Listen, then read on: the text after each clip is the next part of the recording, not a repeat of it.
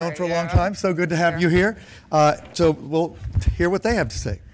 Thank you. I'm excited to be joined on stage by the brilliant Desiree Gruber. Are we the last panel or there's one after? There's one after. Okay, we're bringing you in the home. You're in the home stretch, guys. Yeah. Desiree is founder and CEO of Full Picture, an award-winning television producer, co-founder of the Project Runway, which is now in its 17th season. Yes. She's also set up a venture fund called GGNL and is an advocate, a very active advocate for developing and supporting female talent, entrepreneurs, and C-suite executives. Yes. So I'm going to jump right in. Okay, you great. launched Full Picture in 1999. Yes. When the process for telling stories and connecting with audiences was fairly linear. Right.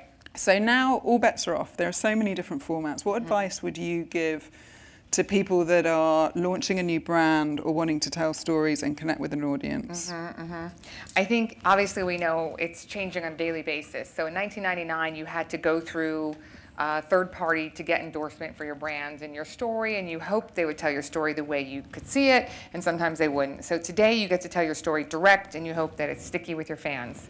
I think that sometimes people are so quick to tell their story direct because they're like, oh, I have a microphone, I have a megaphone, let me use it, that they don't run it by anybody, and it's unfiltered. It's not exactly what you want to say sometimes. So I say to all our clients and your friends, put it down in writing, think about it, open it back again, look at it. Your audience deserves that extra editing. So just because you don't have to edit now doesn't mean you shouldn't. I still think that people should spend some time thinking about it and making it a little bit more connected and honed and shaped than they might think just sending it out completely unfiltered. Obviously, the medium is very important, so if you're on Snapchat and your fans resonate with Snapchat and you, then you can go as unfiltered as you want and they want to see you, pimples and all. But a lot of people, they're looking at your content. We're talking about television being time shifted backstage and how difficult that is for the networks today to tell stories when it's time shifted. So it used to be like we knew at a certain time of night content's going to be ripe for a certain audience. But now that audience isn't looking at TV at that time of day, so they're looking at a different time of day. So what happens, you're putting out your content and you feel like, I'm feeling this right now, it's morning.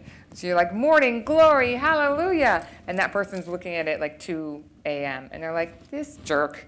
So it doesn't come through exactly when you want it to come through in any medium anymore. So it's really important to think about it and think about, would I want to see this later, and feel like it's a little bit more honed if that's the audience you're looking for. And talking about technology, what do you think, what technology and digital platforms do you think has disrupted content the most and has kind of driven the most growth? Yeah. Well, social media is number one. So there's, hundreds of millions of content creators now. Everybody is a content creator and competing against Spielberg. So if you think about it, Spielberg and the networks, they're putting out their best content, spending hundreds of millions of dollars working to entertain you. And then you get home, it's been a long day, and we were talking about this backstage, your sister sends you a post from Ireland, she's shearing her sheep today in the field, and you're like, oh, this is amazing, the sheep have been sheared. And so you look at it, then you say, oh, I gotta show my husband when he gets home, and then you show your son for a little bit. So that's 10 minutes of time you just stole from Spielberg. So you're competing against Spielberg if you can make content that's connected to your audience. So what does it mean? I wish I knew what it meant. I don't have an answer, so I'm as interested as the rest of us in what's going to happen. But it's a new day. And so we were talking about the role of the influencer and how brands need to reposition themselves and the Kardashians. Yeah. Talk a little bit about where you see the sort of influencer phenomenon going. Well, I love the rise of the influencer because it's a place where women win. So 75% of influencers are women because we're more connected to other women, we're cheerleading with other women, we're hearing their stories. It's a different way for us to form connections and build mentors. So the stats show that men get mentored at work and women get mentored at home and out of the office. So the internet and social media has been a great place for women to find other mentors and like-minded women and to tell stories. And you could say like, just an Instagram post. Like she had an Instagram post today and 5 girlfriends said, bravo, congratulations. But to her, it's not just an Instagram post. That's her coaching network, her get it done, and her the people who are keeping her on track to say like, hey, I told everybody this day I'm going to get this done, and I want to check back in with these people, my network here, and show them that I did. So it's different than having a boss mentor you when you have your friends and women out in the field mentoring you. So we also have a lot of women who are not in the traditional workplace. So it's a place for them to convene and connect on topics that they care about, children, health, taking care of things that are not traditionally what you would think about would be money-earning positions, but can be money-earning positions today. So there's a whole new market for women in the second shift to be able to earn money for their family and do things that would not traditionally be known as a career path. So if you think about how long has Marie Kondo been out? She's a very new phenomenon. Do you know who Marie Kondo is? The Japanese, woman who talks about how she only speaks Japanese. She's a hit TV show on Netflix, and it's about giving away possessions in your house and organizing. So you take this and you go, do I love this bottle? Does it bring me joy? If it doesn't, you let it go. So she now has a network, and you can sign up on her site, and you can go through the course and become an official Marie Kondo organizer and go out in your neighborhood and position yourself as that. That's a huge shift from what it would have been. And that's the internet, and that's social media, and that's the ability to connect directly with your fans. It would have never happened 5 years ago. That would have been hard to do. That Marie Kondo could come up out of nowhere, have a book, get a show, and have thousands of women selling her philosophy and making money for themselves in their hometown markets. It's an incredible shift in how things are going to happen. That's why I think it's so hard for me to say. I think anybody who says, I can predict the future, we don't know right now. We don't know what there's people in labs cooking up things that are above my pay grade right now. So women also represent 83% of consumer spending in the US, which is bigger than China and India combined. Yet the World Economic Forum has come out and said it's going to take more than 200 years to close the gender pay gap. I think it's 2.5% of all VC funding is going to women. Right. 0.2% is the slice that's going to women of colour. Yeah. So despite those big stats, why? And I know this is a topic that's passionate, that you're passionate about. How do we accelerate progress, and why are those numbers so abysmal? Well, the system is hacked against us. So it's hacked against anybody who hasn't been at the top of the system for a long time. So whoever owns the system, rigs the system, many times unbeknownst to themselves, the way they see the world. So it's not made for time-shifting work. So if a woman's got kids and she does want to be there at pick-up or drop-off, that's not wholly understood in the workplace today. Even at places like Walmart, they're struggling with how do they keep women in the workforce there if your shift actually shifts, then you call out sick because you've got to pick up your kids. You're the caregiver. You've got to be there at 3 o'clock. So they're working to see if they can get AI to help them. It's one of the most interesting ways that I see AI being used today is to help women with work and allow them the time to be there and then to be out when they need to be a caregiver to their families, which is for many women the basis of how they represent themselves and who they are in the world. What was the question? So it was how do we? This topic killed me. But I know, and I want to point out, like, diversity and inclusion is a big topic, and gender is not by no means the only element of diversity. But how do we accelerate progress? How do we accelerate progress? Yes, sorry. So I think that it's imperative on all of us to, if you care, to take action every day. So I work with Time's Up, and so one of the things we wrote for Time's Up is the +1 ×3 initiative. So the idea is to bring women out in the workforce, bring women into rooms where they're not normally invited, so accelerate somebody's progress by allowing them to come into a meeting that would normally not be a place that they would be seen, bringing a woman to an event with you as your +1 that night instead of somebody that you normally bring, and then asking her, who is it that you need to know, and offering to ×3 her network. What would be 3 introductions that you could make that would actually accelerate her career? And a lot of times it's so simple to do this because if you're talking to somebody who's not on your level in the office, you're trying to bring them up, it's an easy intro for you. They're not asking to get to know the CEO of another corporation. They're usually asking to know somebody on the sales team or somebody that would be on their level. So for you to make 3 introductions to somebody is an easy task for you, and it actually ends up giving you more because you're so joyous that you're able Yeah. to do something and feel like, hey, I impacted the system today. So we've been talking to corporations about instituting this and doing +1 mixers where women are invited out into the space.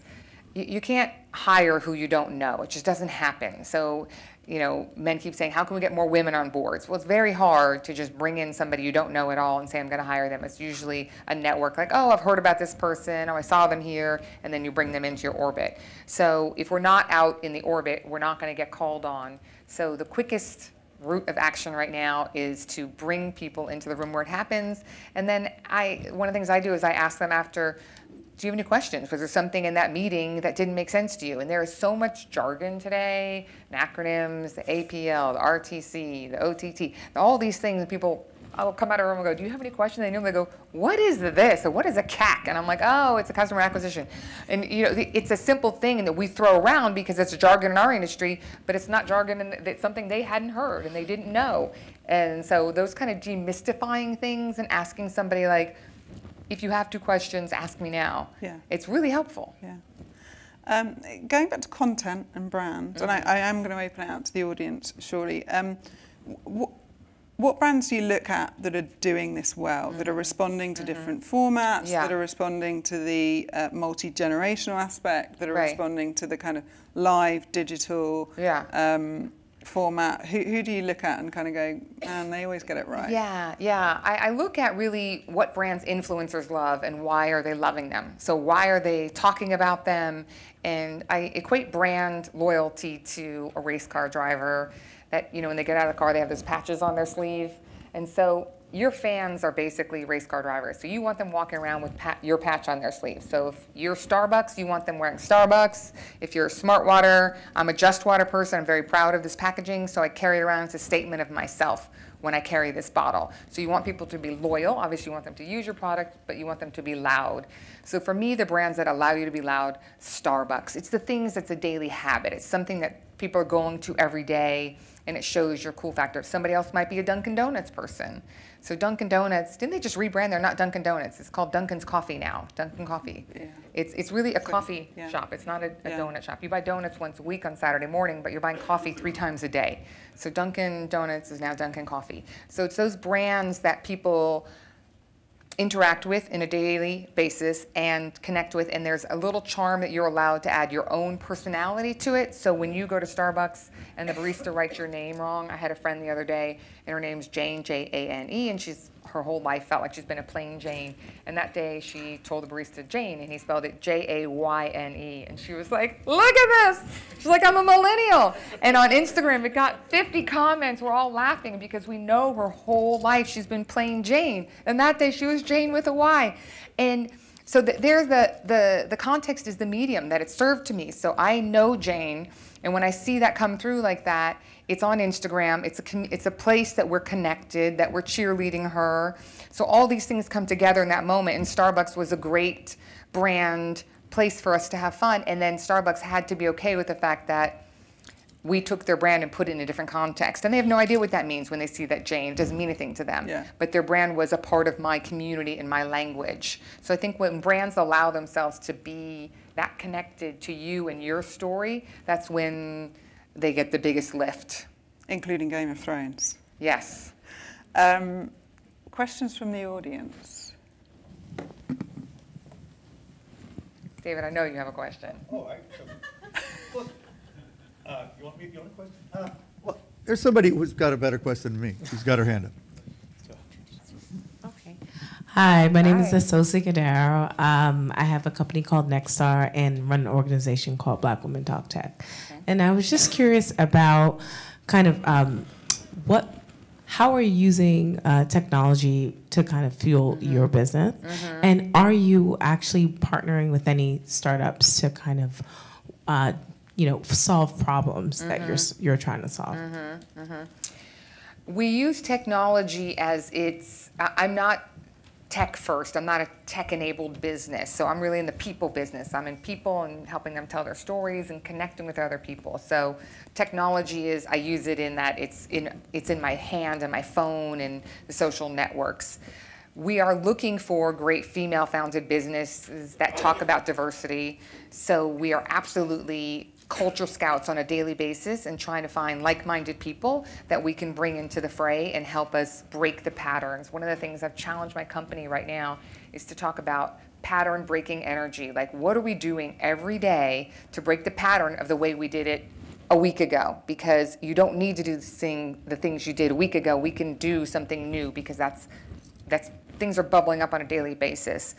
For me, though, we talked about this before, I think it's an interesting point, is that how much of my personal data do I want to give to these sites and apps as they're coming up and bubbling into the ether? So I feel like, I've already let my data out with, Google, with Gmail, with all these things. So sometimes now when I get new apps and new services, I'm a little hesitant to be the first mover because I'm like, oh God, because then when I get to that page, I'm like, oh, this sounds good. And then it says like, your date of birth, your home address, your cell phone. I was like, too much. Abandon the cart, not gonna do it. And then I let other people sort of source it around me and feel like they get into it. And then if I feel like, okay, it's really getting some lift, then I'm willing to go in and put all my info in there. Because there's a barrier now to get into new apps and new things with the amount of info, unless it's got Facebook connectivity into it. But otherwise, there's a lot of info for me to give as a company on the front end for us to do that. But I'm happy to talk after. Love to hear about it. And the barrier that you feel and kind of put up with sharing data, how different is that or not to the barrier that your son feels, for example? So when he's gaming and giving up So data. I have a 10-year-old. He feels no barrier. If the content's good enough, he will give any data. He has no, he is looking for, the ring. He wants to grab it. So if there's something there and it's in Fortnite, he's gonna win a berry or something, he will play a little game in between, he'll move the cupcakes around to get it. So we're trying to impress upon him that he thinks he's gaming with another 10-year-old in Miami, but he's actually gaming possibly with, we don't know. So it's very complicated. I think we all grapple with this the same way. I don't have a magic bullet or a way to answer that.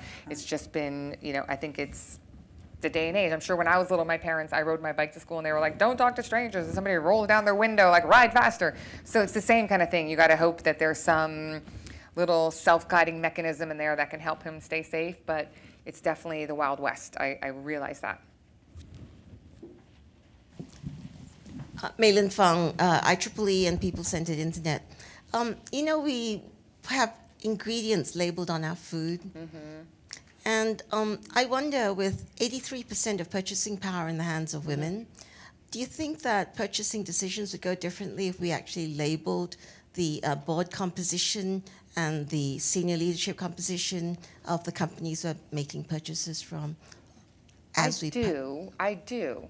I think that we definitely need to figure out a system to help us understand that. I have been approached as somebody with a venture fund.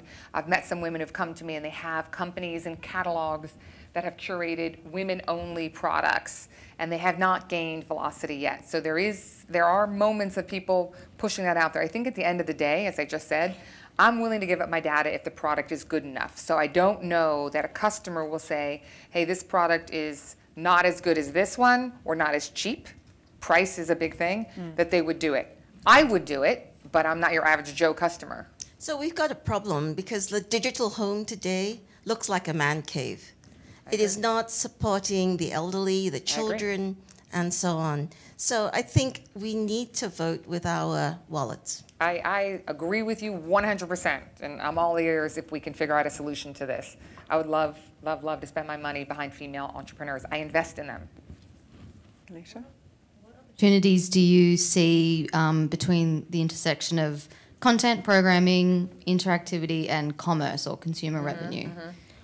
It's the most exciting thing that's happening in content today. So since I've been in the content business, we've talked about how can you sell direct from your show, what's going to happen. I remember when Friends came out and Project Runway was on Bravo, which is part of the NBC Universal family. They're like, oh, we're going to do something on Friends. We're going to be able to buy everything from the show. The Friends apartment, you're going to be able to buy the lampshade, this and that. It has not come to be yet. They are still, I read an article just this week saying they're going to do it again, that NBC Universal has the technology. They've been saying it for 15 years.